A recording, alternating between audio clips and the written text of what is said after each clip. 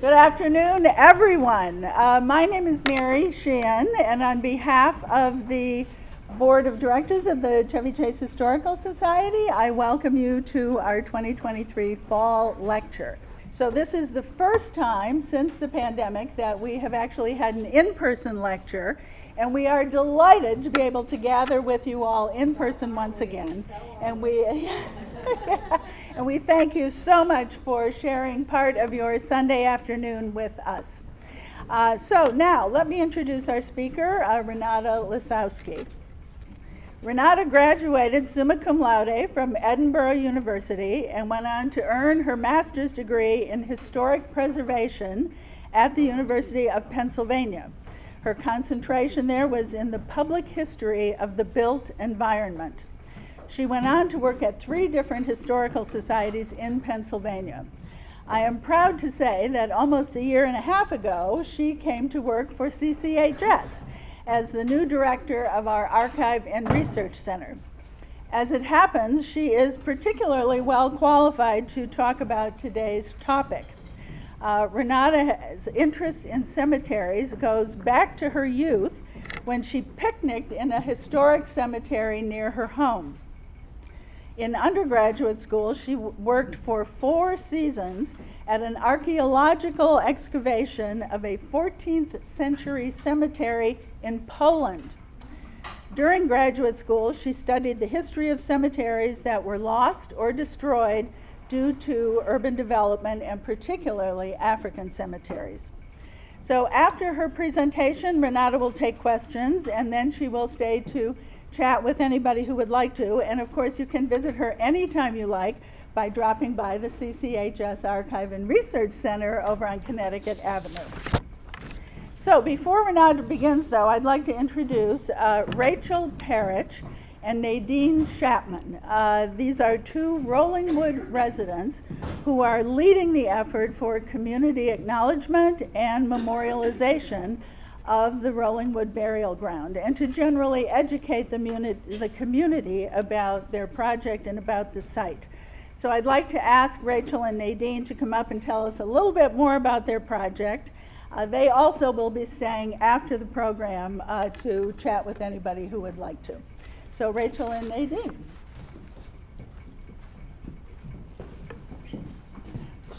We'll shout. We've been told to shout. Can you hear us? Okay, well, I'm Rachel Parrish. It is really wonderful to be in this room, and I really want to thank the Chevy Chase Historical Society for convening this conversation and just for being a phenomenal resource for our community. I am a Chevy Chase resident and native. I went to my middle school dances right here in this room. And it was a few years ago that I was pushing a baby stroller through Chevy Chase when I started getting interested in our history, and particularly the history of enslavement in Chevy Chase. I grew up going to Montgomery County public schools. We learned about that period of time in history. But it wasn't really until a few years ago that I started developing a consciousness of this area as being part of the American South and part of the institution of slavery. And I got interested in that. I started digging into the Historical Society archives, which again, what a phenomenal resource for our community to understand our community. And it was there that I found this very small reference to a burial ground for people that had been enslaved right here in our community. And that meant something to me personally. As the granddaughter of Holocaust survivors, I went back to Poland when I was in my younger years with my family, and I still remember the Polish mayor who was caretaking the cemetery there. I want my daughters to grow up with an understanding of our history, with an accurate understanding of our history, for the very same reasons that it's important for me and my family to recognize the Holocaust, to also recognize our past here in the United States so that we don't repeat it, so that we can honor with dignity the people who did not have the opportunity for dignity in their lifetimes, and so that we can build a deeper consciousness that hopefully helps us make better decisions and helps my children and your children and all of our children grow up with that deeper understanding. November is the Montgomery County's month of remembrance and reconciliation. November 1st, 1864 was Emancipation Day. So I just wanted to bring that into the conversation here, and then turn it over to Nadine to talk a little bit about her why, and then we'll share some of the next steps. Well, I just want to thank you all for being here. We're very excited with the turnout and your genuine interest, I'm assuming, to take time on a Sunday to be here. My name is Nadine Chapman. I am a native of the Washington area. I was born in Washington, D.C., raised in Silver Spring. I've lived in Chevy Chase for the past 18 years. And it was really a surprise to me when on my listserv I read through Rachel's posts that there was a burial within walking distance to where I live. And that sparked an interest in me as an African-American, first generation African-American, and also given the climate that we're living in, I was stirred with the desire, as Rachel, to actually commemorate and memorialize not only the individuals, but our history without shame and without guilt and without pointing fingers, but in a way that brings us together and does not separate us. This is not about digging up property. This is not about blaming anyone. This is really about sharing our history, our collective history, so as Rachel said, we don't repeat the atrocities that happened before. So without further ado, I just want you to know there's several people who have helped bring this together. We have neighbors, if you could raise your hand, who are here, or if you can stand up. I'm looking at a couple of them who've given their time. I'm looking at Mao, I'm looking at Joe and Bonnie and Mao's partners. So we have a lot of interested individuals here, and I just want to thank you for your time and your commitment. And we will be here after the program for those of you who want to learn more and are interested in the journey to commemorate these individuals and also to educate our younger people who are coming up. So step one in that journey, as defined by our community through a few community meetings that we hosted, was to begin to document the history and to share that with the community, and that's why we're all here. We want to make sure that our schools have access to this history. We're also in conversation now with Montgomery County Parks about potentially putting some sort of marker, maybe a memorial space in one of our parks. And of course, the effort to identify descendants is a big part of this too, and something that we're hoping to do as well, as we acknowledge people and also acknowledge their descendants. We, as Nadine said, we'll be around and happy to chat more, but the real treat for today is the rock star that we have here in the room, which is Renata, and I think she's just such a tremendous resource to the community. So in addition to thanking the Historical Society, we really want to thank you, Renata, just for being a wonderful partner and for the work you're doing. Thank you.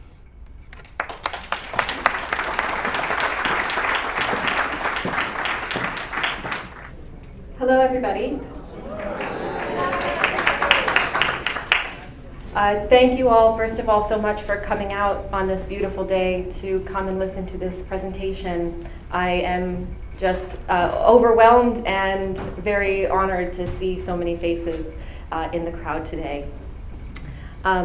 As Mary had said, I have a special interest in cemeteries.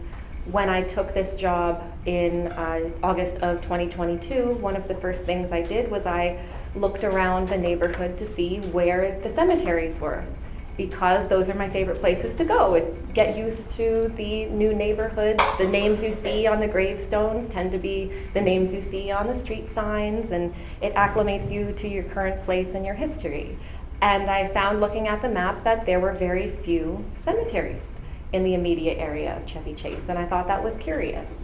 And I quickly learned why that was, and it's because development destroyed a lot of the cemeteries. And on my first day at the job, I was given an overview of everything that had been worked on in the past, and one of the items was the Rollingwood Burial Ground for enslaved people. And I was just overcome with awe and excitement that such a project existed in this neighborhood, because it really was my last expectation to find it.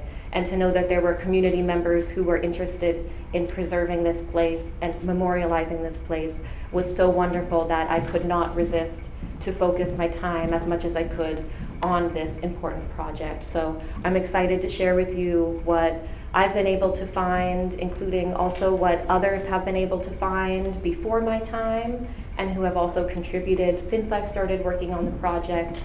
And hopefully this is only a start to a continuation to find more information to fill in the full picture of the Rollingwood Burial Ground. So for the presentation, I'm going to first cover the landscape of enslavement in Montgomery County generally and the Chevy Chase area specifically. I will also show the process of identifying the individuals who had been buried in Rollingwood and trace the land sales and the development patterns that caused the burial ground to be erased from the landscape.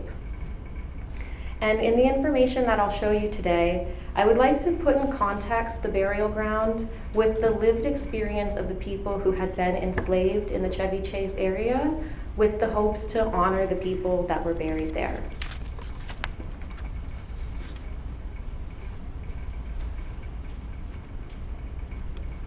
So to start with the landscape of enslavement in Montgomery County, you can see here in this map, we have the district line off to the right-hand side, and the kind of dark line going diagonally through is Wisconsin Avenue.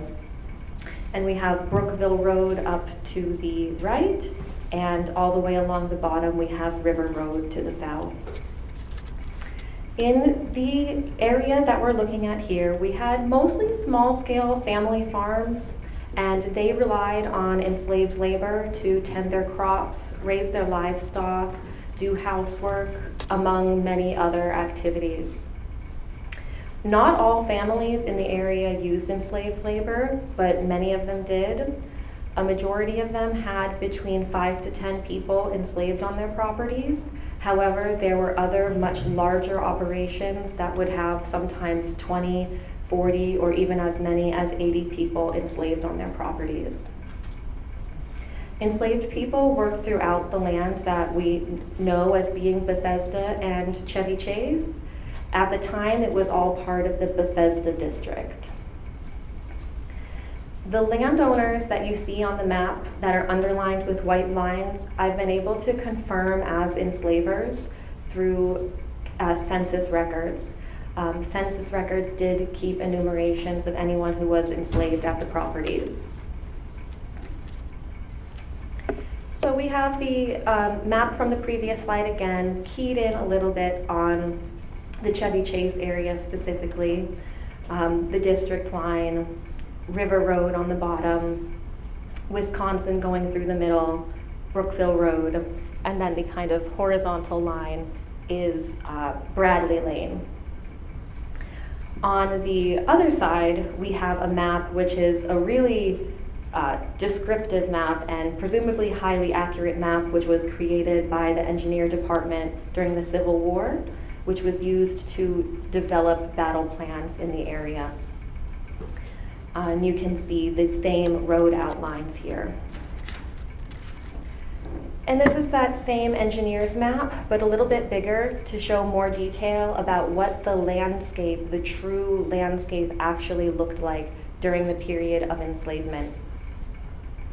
So we have River Road here, which is actually the location of another destroyed cemetery, the Moses Cemetery on River Road, which is an active fight to preserve that cemetery with the Bethesda African Cemetery Coalition. So on the far end here, we have Moses Cemetery, which was destroyed. And then in the far upper corner, just beyond the edge of the map, we have the Rollingwood Burial Ground, which was also destroyed. So what we have highlighted out in green is actually forested areas. So these forested areas kind of block out what seems to be the different landowner parcels. Everything that you see in the plain white is fields for growing crops. And the areas that you see blocked out in red are orchards. So that gives you a little bit of a sense of the types of things that they were doing on the farms. They had fields, they had orchards for fruit, and they also had a decent supply remaining of forest so that they could have wood to build their houses. And it does go a little bit below into the district line. So at the time that this map was made, slavery had already been abolished in Washington, D.C., but the landscape is still contiguous, and it's possible that the people who had been enslaved on the Maryland side would have been very familiar with not just the landscapes in the district side, but also the individuals who lived on the district side. They could have also had family members who had now become free, living south of the line while they were still enslaved in the north. It's important to note that the United States used a system of chattel slavery, which is the enslaving and owning of human beings and their offspring as property, who were able to be bought, sold, and forced to work without wages. Maryland law stated that children inherited the enslaved or free status of their mothers. So if your father was free and your mother was enslaved, you as the child of the mother would be born into slavery. Enslaved people could also be inherited through families.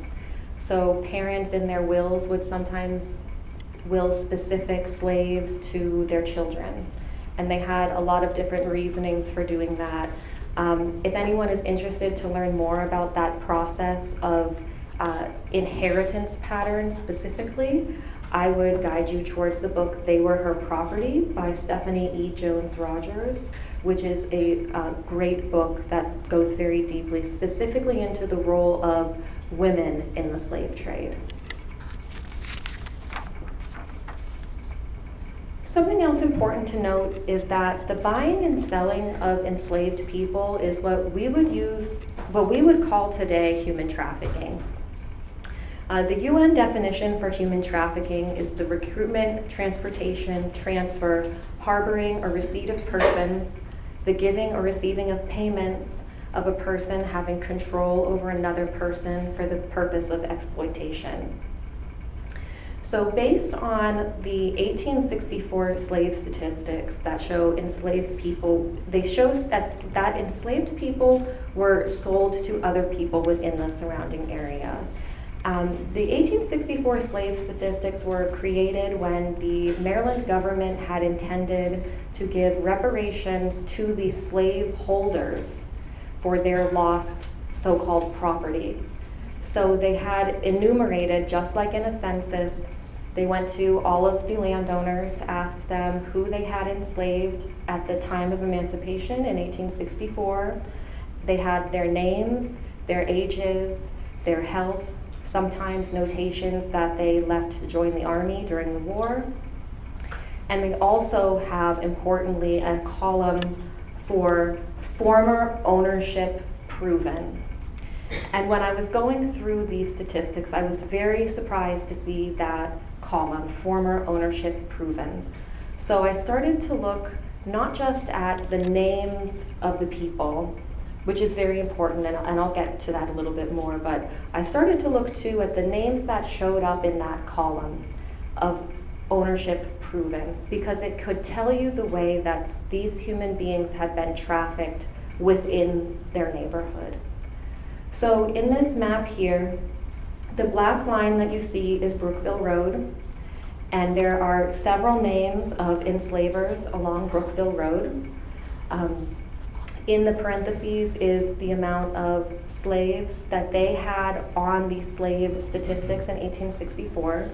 Some of them do not have a number next to their name. That doesn't mean that they weren't enslavers themselves. One of the caveats of getting the reparations was that you had to say that you were always loyal to the Union. And a lot of people were not ready to say that they were loyal to the Union. So they did not sign the papers, which gives us some blank spots. unfortunately.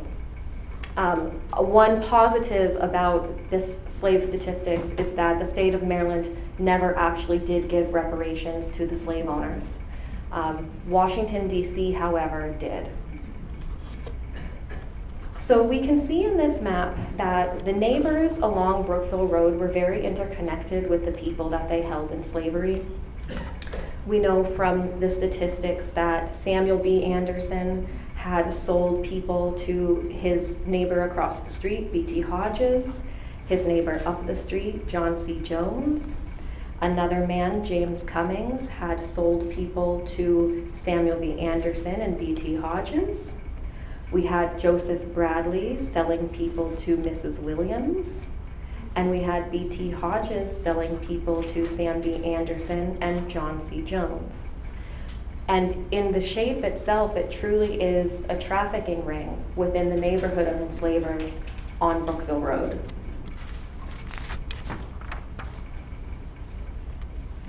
So now getting to the cemetery itself. We know of the existence of the cemetery because of a deed from 1861 which states, "It's understood and agreed upon by the said G.M. Watkins and Sam B. Anderson that the present graveyard on said lot, never exceeded 1/8 of an acre of land, shall be used by the said G.M. Watkins and Sam B. Anderson for the burial of colored people as needed for that purpose." So that gives us a lot of really important information. First of all, it says that these two men understand and agree that this burial ground exists, they were using it, and they intended to continue using it. I don't see a lot of ambiguity in the language that they chose to use here. They said that it is there, and it existed, and they used it. So the real question that brings up is who was actually buried there, and what were their lives like? So to determine who was actually buried at Rollingwood, the most basic way to say it would be that any individual who died while they were enslaved by Greenberry Watkins could have been buried there, at least up until 1861 when he sold the land, potentially further on as stated in the deed. People who had been enslaved by neighbors also could have been buried there. The deed does mention that it shall be used for the continuing purpose by G.M. Watkins and Sam Anderson. It's unclear if it had a communal use before or if the communal use was intended into the future, but we don't know if that use continued under Anderson's ownership.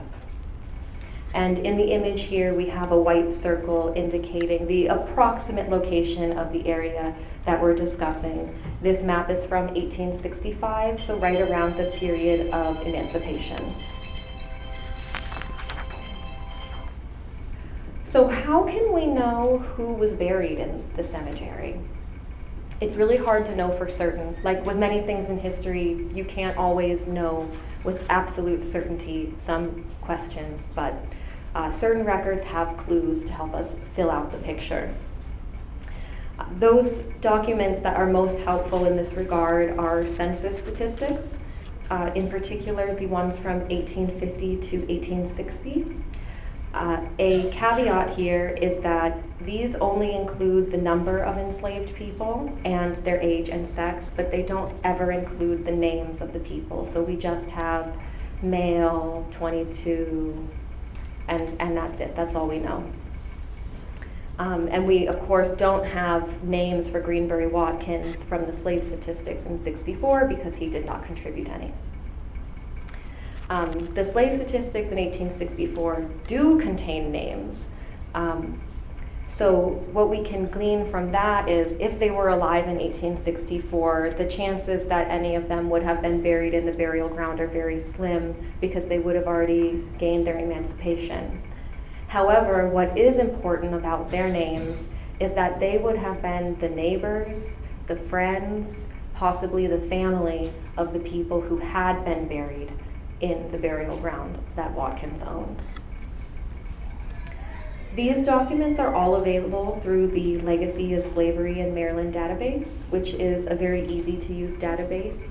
And anyone interested in learning more about specifically enslaved people, that would be a great place to start. So, touching on who was enslaved by Watkins, we know that in 1850, in the census, 25 people were enslaved by him. 16 of them were men, 9 were women. Their ages ranged between 6 months to 60 years, and 12 of them were under the age of 10.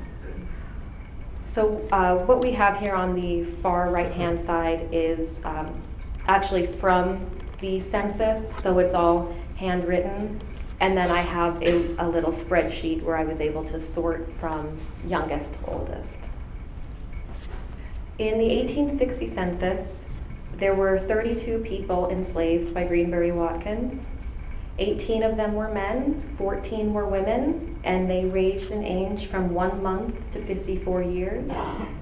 And 9 of these people were under the age of 10. So yet again, we have roughly a third of the people who were enslaved were actually children. Sorry for this slide being so text heavy. I couldn't figure out a better way to make it all fit. So the names of those that were enslaved by Watkins, as I said, the ones in 1864, we don't know. But we do know some names of people who had been enslaved by Watkins. Thomas Spencer Watkins, Greenberry's father, left in his 1858 will enslaved people named Linnie, Lucy, William, and Edward. And it states that they are them and their enslaved children. They don't say how many of the children had been enslaved, but they say that those 4 plus their children were to go to Greenberry and his sons. So we at least know 4 names, and that's 1958. So it's possible that Linnie, Lucy, William, or Edward are buried in the Rollingwood Burial Ground.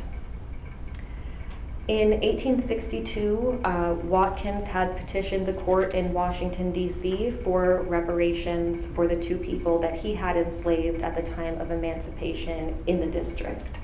I find it interesting that he went for reparations in the district and chose not to do so in Montgomery County. We'll never know why. But the difference is that in the district, he did receive compensation. So the 2 people that he had were James Edwards, 21 years old, described as having copper skin, 5 foot 9 inches, with 1 lame leg, and he was a house servant and a carriage driver. He also had Elizabeth Jenkins, 21, with yellow skin, stout, well-built. He had inherited her through his wife, and she was a house servant and a nurse. And he had requested reparations of $1,800, which was an incredible amount of money at the time. And in the picture here, you can actually see Greenberry Watkins' handwriting where he describes James and Elizabeth. So of course, James and Elizabeth would not have been buried at Rollingwood either, because they would have been emancipated beforehand. But it is important to acknowledge them as being part of this story as well. So were there any deaths between 1850 and 1860? Because that would tell us people who are most likely buried within the burial ground. So in order to figure this out, what I did was I took the list from 1850, which had sex and age, and I compared it to the census list from 1860, also with sex and age, added 10 years and saw what fit, what could be an individual notated in 1850 who's also being notated in 1860. There were a number of children who had been born, they were under 8 years old, which means that they would not have been enumerated in 1850, so they can be excluded here. And you can see in the blue blocks, I was able to approximate individuals who had made it through those 10 years. Those highlighted in yellow are individuals who are not accounted for in 1860, which really leaves three possibilities.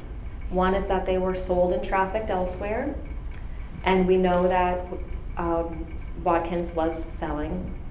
They could have been manumitted. There's a few ways that that can happen. They can purchase their own freedom. They could be granted freedom by their enslaver, or they can self-emancipate by running away. And the other way is death.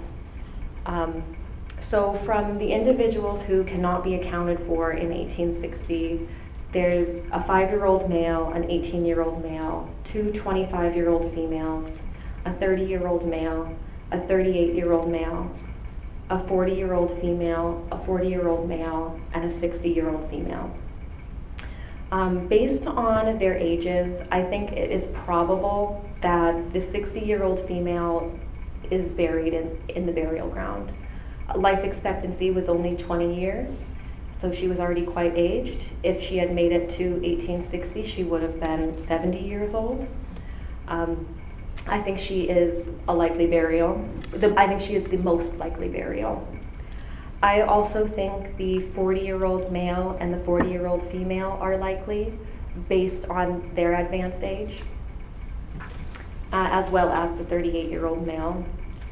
And then the two 25-year-old females I think are also probable or likely based on the fact that we had 9 children who were born between 1850 and 1860, and the fact that maternal mortality was extremely high for enslaved women. And in fact, that's a pattern that continues today. African American women have much worse outcomes when it comes to maternal mortality than their white counterparts. So those were the people that we know were there, that may have been buried there. But what I would like to do is not just talk about them as numbers, but talk about what their lives may have been like. So in order to do this, I'll be using excerpts from the Maryland slave narratives. This was part of the Federal Writers Project from 1936 to 1938, which collected oral histories from formerly enslaved people.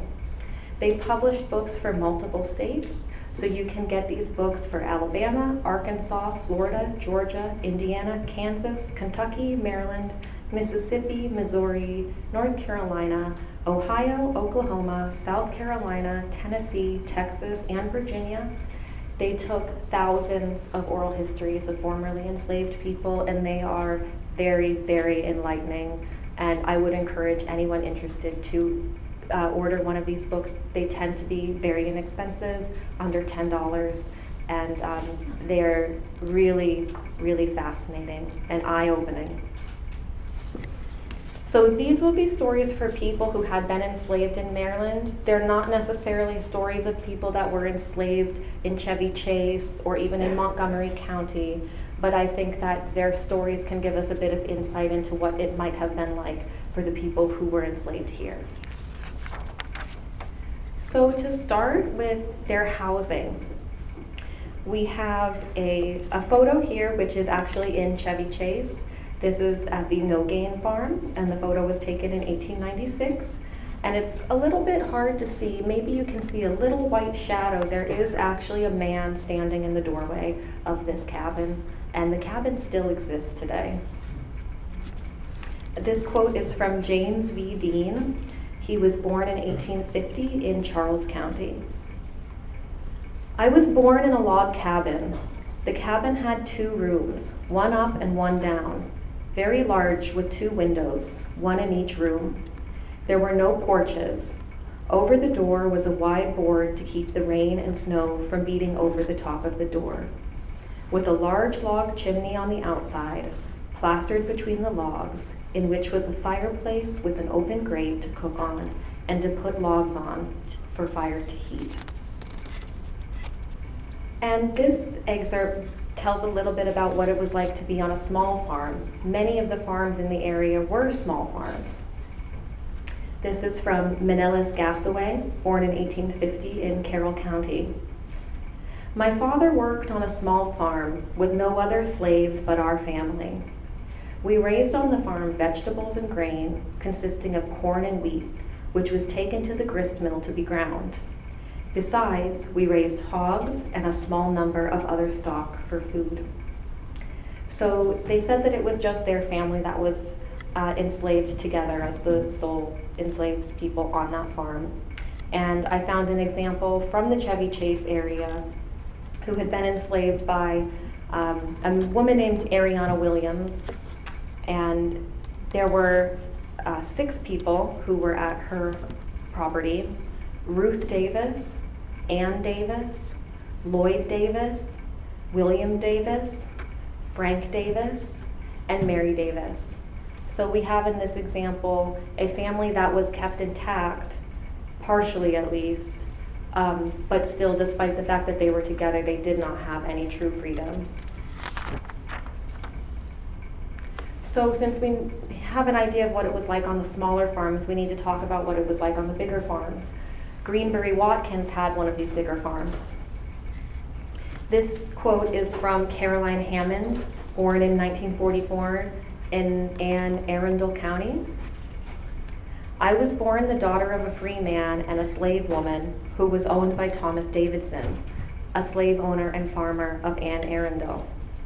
He had a large farm and about 25 slaves on his farm, all of whom lived in small huts, with the exception of several of the household help who ate and slept in the manor house.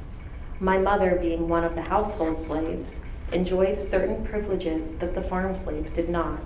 She was the head cook of Mr. Davidson's household." So it's possible that what she's describing here would have been similar to what the people that had been enslaved at Greenberry Watkins' property would have experienced.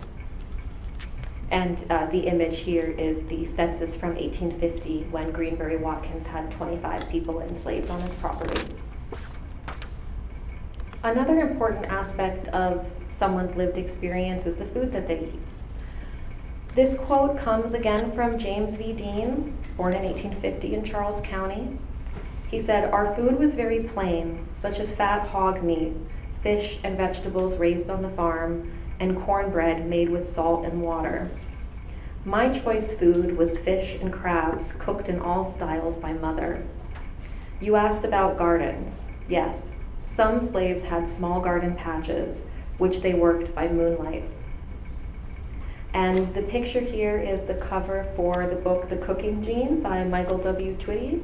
This is a fantastic book by an extremely knowledgeable scholar and living history expert, and his focus is on the culinary traditions of enslaved Africans, and interestingly, the intersection with Jewish culinary traditions.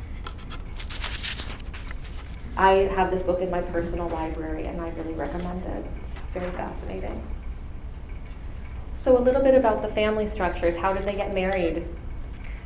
This quote again from Mr. Dean: "I've seen many slave weddings, the master holding a broom handle, the groom jumping over it as part of the wedding ceremony. When a slave married someone from another plantation, the master of the wife owned all of the children. For the wedding, the groom wore only ordinary clothes. Sometimes you could not tell the original outfit for the patches, and sometimes Kentucky jeans. The bride's trousseau, she would wear the cast-off clothes of the mistress, or at other times, the clothes made by the other slaves." And then we have an image here, which is from The Story of My Life, printed in 1897 by Mary Ashton Rice Livermore. And it's showing them jumping over the broom for their wedding. So that brings us to where were they buried? What happened at the end of their lives? This quote from Richard Max, born in 1844 in Charles County, states, "We had a graveyard on the place. Whites were buried inside of a railing and the slaves on the outside. The members of the white family had tombstones. The colored had headstones and cedar posts to show where they were buried." And the photo here is actually a local burial ground. It's the Higgins Family Cemetery in Rockville, Maryland. And it's a good approximation of what one of these family burial grounds may have looked like. Of course, if there had been enslaved people buried on this property with a cedar post, it would be long gone by now.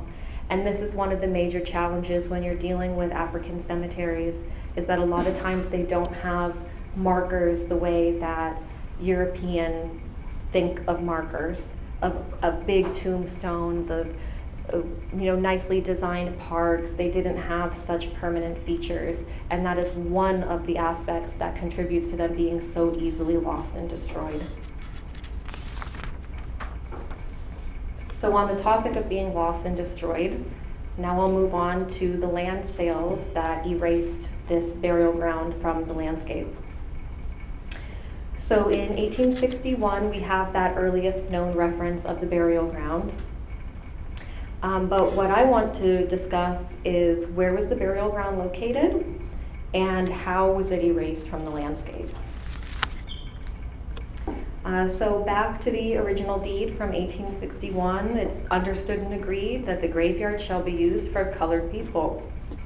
So we know 1861 is really our only written example of this place's existence, and it's so fortunate that this one piece of information had been discovered actually during the process of William Leogrand's research on the no-gain plantation.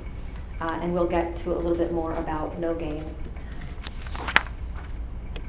So this deed from 1861 has a description of the land that was being sold as being on the east side of Brookville Road, adjoining the lands of Judge James Dunlop and Sam B. Anderson.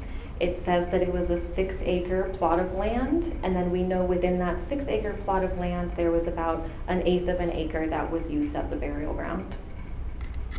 And this map is from the Montgomery County Burial Sites Inventory.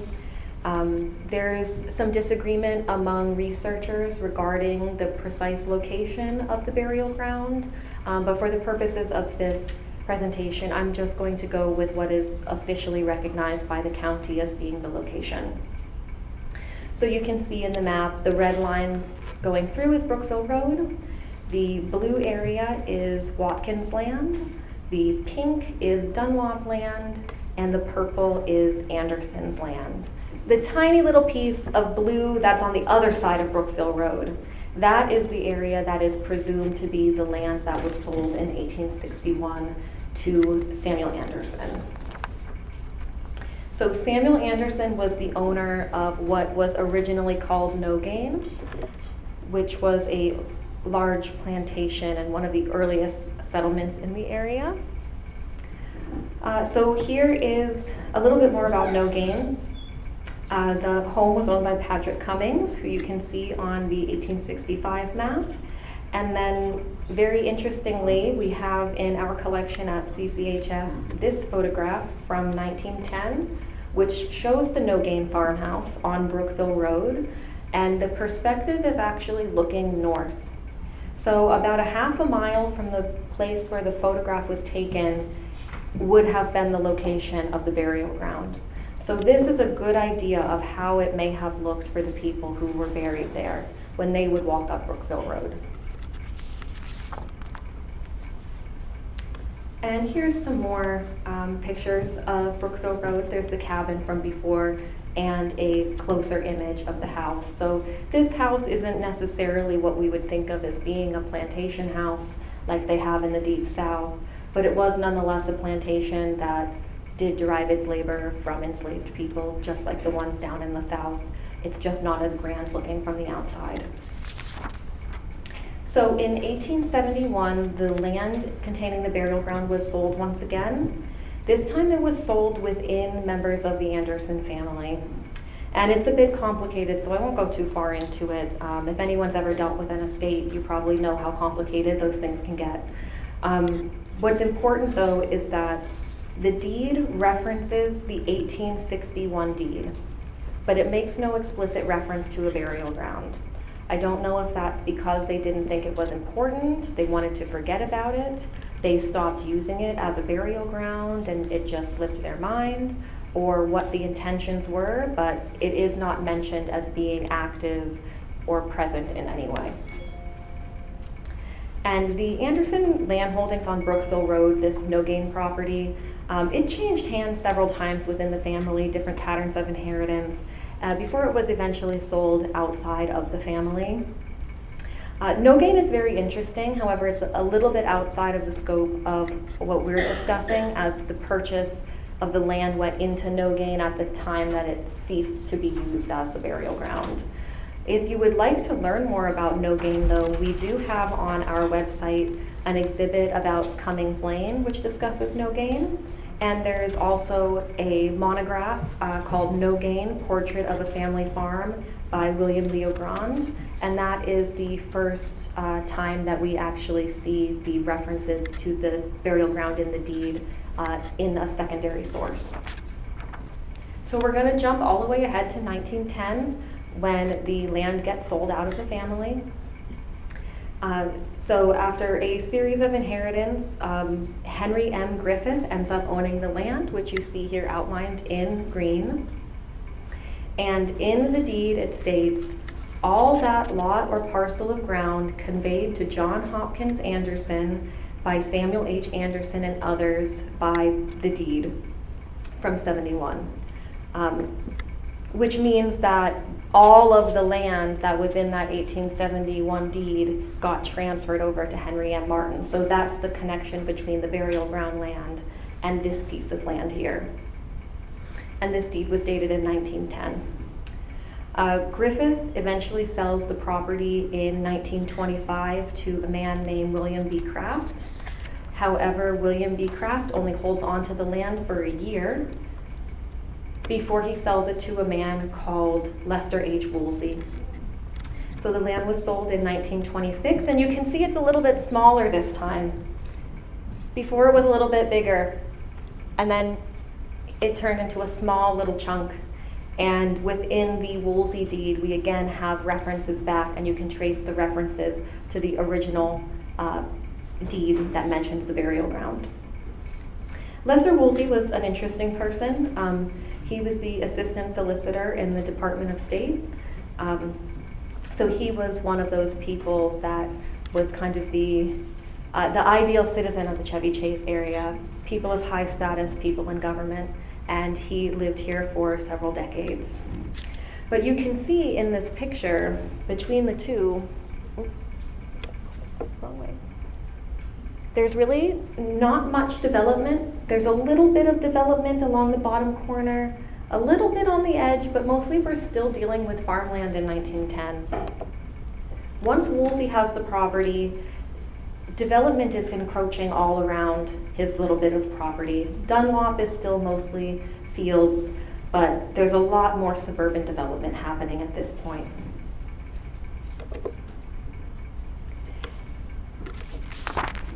And then as we move farther into the 1940s, we have a lot of development in the area.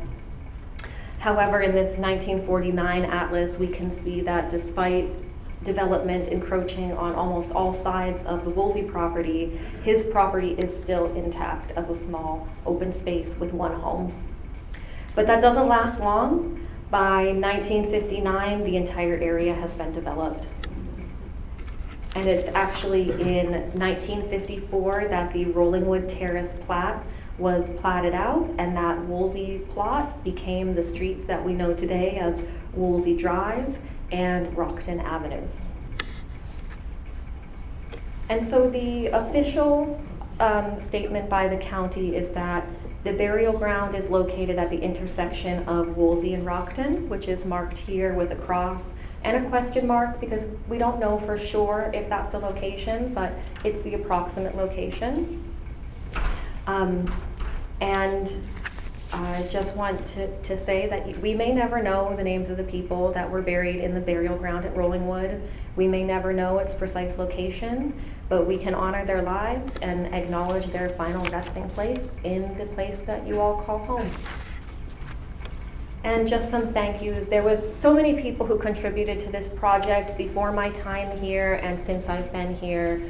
And I'm sorry if I left anybody off of the list who had contributed research, but thank you to everybody, and a preemptive thank you to anybody who wants to help us in this endeavor going forward.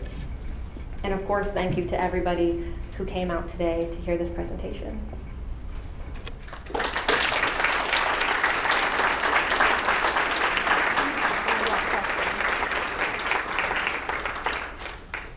we have time for questions, I think. How much time?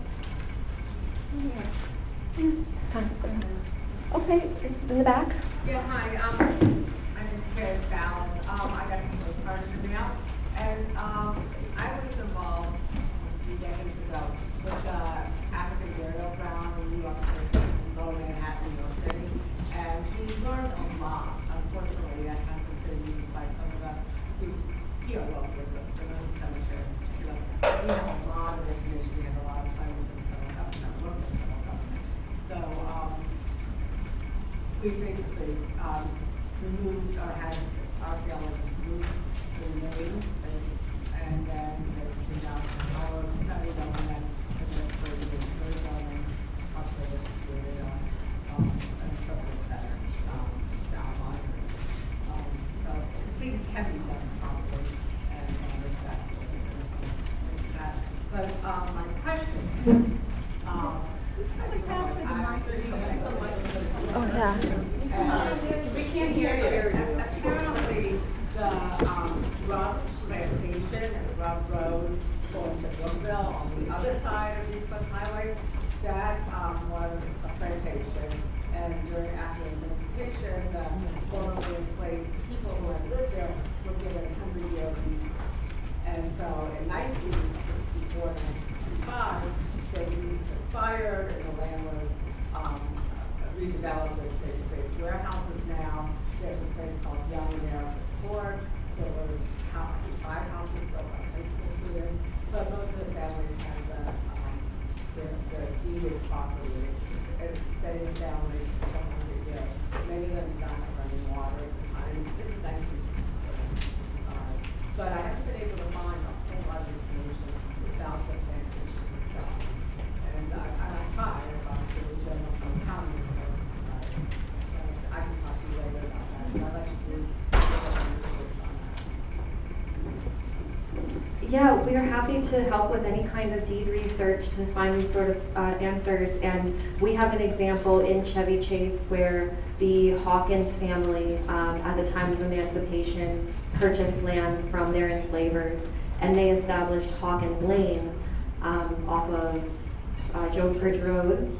And their family lived there for many generations, and it's actually a historic district as a historically black enclave. Okay. Marcia? Hi, my name is Marcia Adebayo, and I'm with the Bethesda African Cemetery Coalition. And of course, there's a relationship, a very strong relationship between the people who were kidnapping Africans in Bethesda and those who were holding people or kidnapping people in Chevy Chase. In the Bethesda situation, we have very clear evidence that there were what they call breeding farms in Bethesda, where after 1807, when the triangle trade stopped, they actually started breeding young African girls, and those children were then sent to the deep south, to the cotton south.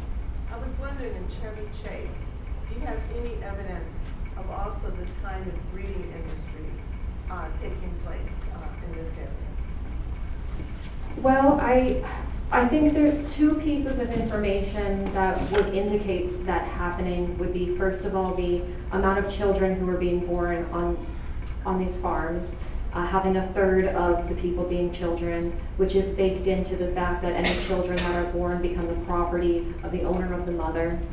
And then, of course, anyone who's being transferred out, as we saw from the ring of trafficking, they were absolutely sending people through. So whether or not they were children at the time or how long those children were allowed to grow before they were trafficked on elsewhere, there's probably ways to find more direct connections, but I feel like those 2 pieces of information, because of course after the triangle trade ended, there were no new people coming in who were being taken from Africa. They could only rely on the children that were being born within the chattel slavery system.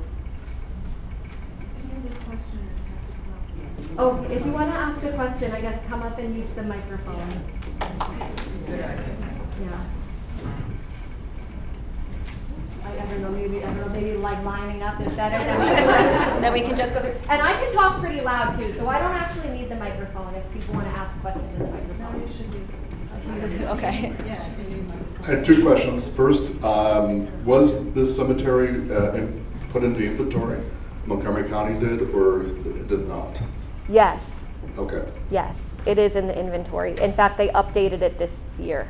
Okay. The second is, I saw one of your earlier, you said that the Jones, further up on Jones Mill, and I believe there was also a African cemetery there. Has the Chevy Chase Historical Society been able to discover where those are? I don't know anything about that, so if you could send me what you have. Don't have much, that's why I'm, That tends to be how it is. That's the clean water manor. Clean drinking. Clean drinking. Oh, okay. I'll look into that.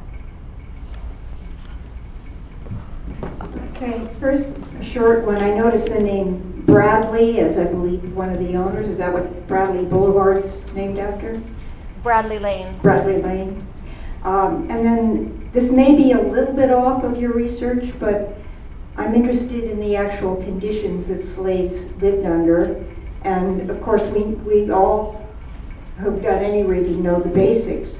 But I'm wondering if there were institutions either by some of the kinder slaveholders or established by the enslaved people themselves around schools, religious institutions, just places where they could go to feel a little bit of freedom. Did your research touch on any of that? Yeah, that's a great question. So obviously the conditions were poor because they weren't free on the most basic level. However, the slave narratives that we got from the Writers Project in the 1930s really show the wide range of experiences and treatments that people went through. So sometimes the stories will say, I was never beat, I never saw someone get sold off of our property. Then you have others that say, I was beaten so badly that my legs were broken and I had trouble walking.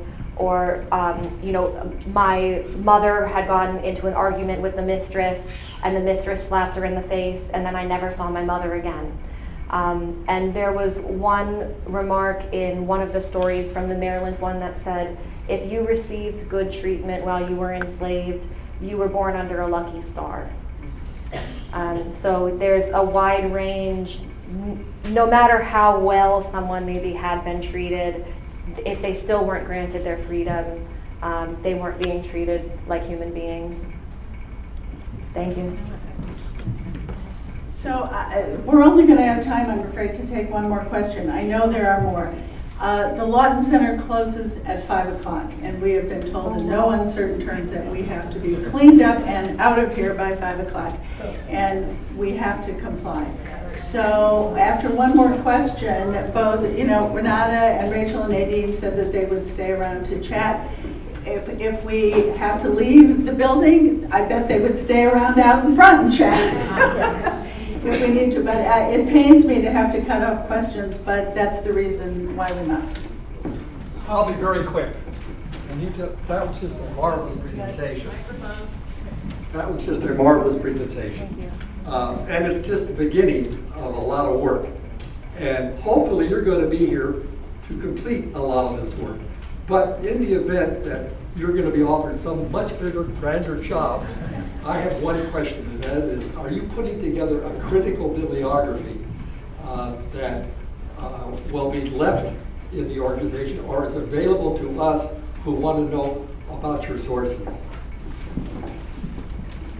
Thank you, that's a great question, and that gives me a chance to plug that in the spring we should be launching a new website exhibit that goes into all of the details that I could not go into today. You only saw a fraction of the information that we have and that's been collected. So right now with our current intern, who is a student at Howard University studying history, he's helping me put together a full website exhibit, which will of course have a full bibliography, and as with all of our exhibits, they are free to view on the CCHS website. All right, thank you so much.